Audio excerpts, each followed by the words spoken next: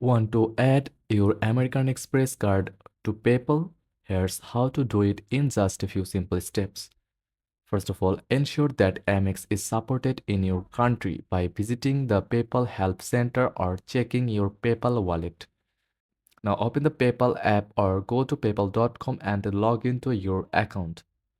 Next, tap on Wallet to manage your payment methods. After that, tap Add a card.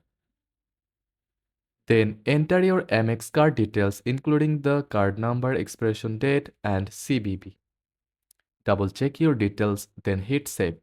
PayPal may ask you to verify the card via a small charge which will be refunded.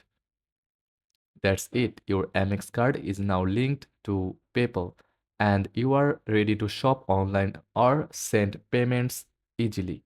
If this guide was helpful, don't forget to like and subscribe for more helpful tips. Thanks for watching.